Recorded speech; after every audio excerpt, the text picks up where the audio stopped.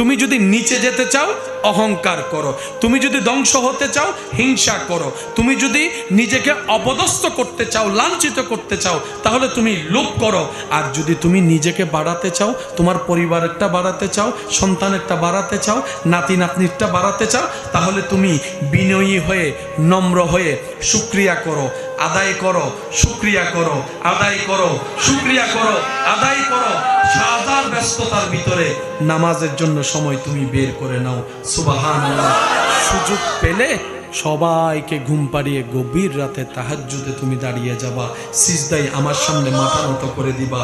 আর আমি রবকে বলবা, আল্লাহ যা পেয়েছি আমার অর্জন নয়, সব কিছু তোমার দয়া, তুমি ভিক্ষা দিয়েছো, আমি যেন ভিক্ষার মর্যাদা রক্ষা করতে পারি, আল্লাহ সে তৌফিক তুমি আমাকে দান করো। এইভাবে তুমি বলতে থাকো, আমি আল্লাহ তোমাকে আরও দিতে থাকবো, আরও দিতে থাকবো, আরও দিতে থাকবো, আরও দিতে থাকবো। এমনভাবে দিব, তোমাকেও দিব, তোমার ছেলে মেয়েকেও দিব, তোমার নাতি নাতনিকেও দিব। এই শুকরিয়া যারা আপন করে নাই তারা দুনিয়াতেও ইজ্জতওয়ালা, আখিরাতেও ইজ্জতওয়ালা। সুযোগ আছে না নাই? কয়টা অপশন? যদি ধ্বংস হতে যায় তাহলে কি করব? হিংসা এবং অহংকার। বলেন, যদি ধ্বংস হতে চায় তাহলে কি করব? হিংসা এবং। আর যদি নিজেকে উপরে তুলতে চায় তাহলে কি করতে হবে? শুকরিয়া।